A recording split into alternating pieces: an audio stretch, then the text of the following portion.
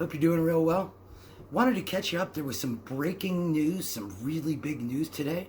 Wanted to tell you what happened, and I wanted to tell you why it really matters. And before I do, I just want to say thanks for stopping by.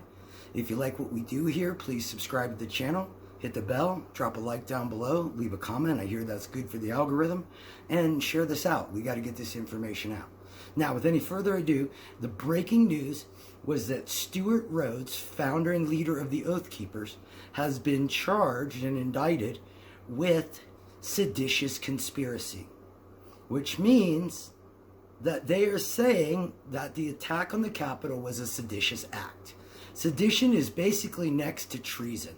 I think the last people charged with sedition were foreign terrorists, maybe 9/11 or the Boston bomber people, I don't remember. But those are the last people charged with seditious conspiracy.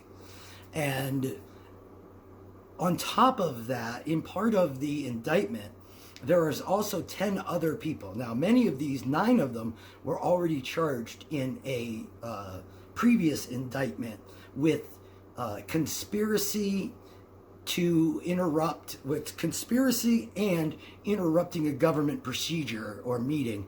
So the interrupting government procedure was U.S. Code 1512, 18 U.S. Code 1512, and the conspiracy is 18 U.S. Code 371.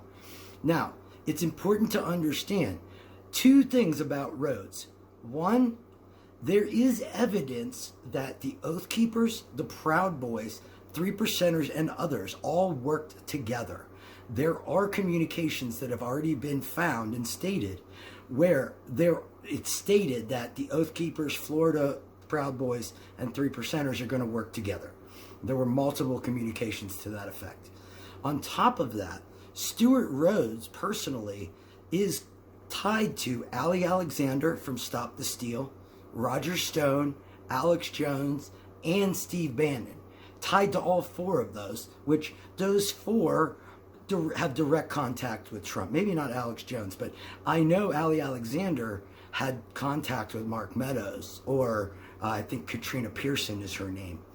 Now, why does all this matter? Well, Stewart Rhodes never entered the Capitol. He was outside. There's video of him outside, but he never went in the Capitol. So he's being charged with seditious conspiracy without physically touching a cop or the Capitol. I think that's important because that means other people may also be charged even though they didn't participate. One name comes to mind, Enrique Tarrio. He hasn't been arrested, but he's in a pretty similar spot. He wasn't at the Capitol that day, but he's just as involved with the Proud Boys as Rhodes is with the Oath Keepers. Now, there are a lot of Congress people and other people that participated in trying to stop this meeting.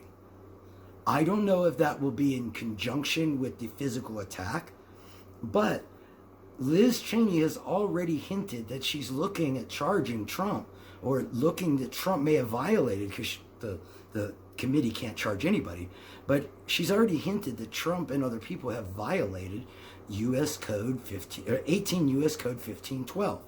Now, if they work together to do that, that would add conspiracy 371.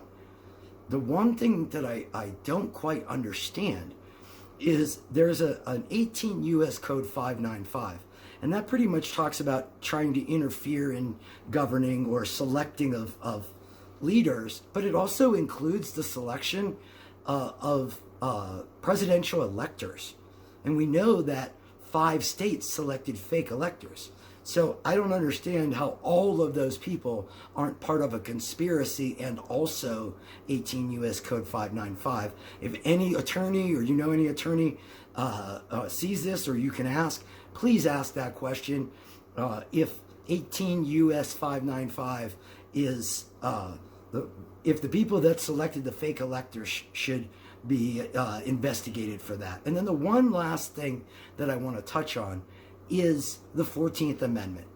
Section 3 or Section 4, I don't remember, talks specifically about if you give aid or comfort or try to help with sedition, then you can be barred from ever serving in office again, state or federal, doesn't matter.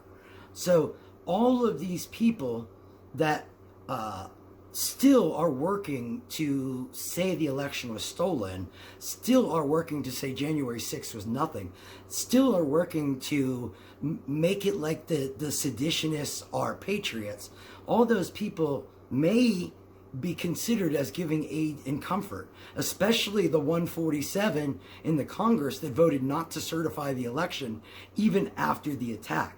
So you had an attack, and then they supported the attack basically with their actions. That may be considered giving aid and comfort. I don't know. That's why this is also important. This sedition charge really ramps up the pressure on the elected officials. At least that's my opinion. I may be wrong, happens plenty of time, but that's the update I have so far. Again, if you like what we do, please subscribe, hit the bell, leave a comment, drop a like, share this out, and keep this going. We'll figure this out and get these people accountable. Thanks.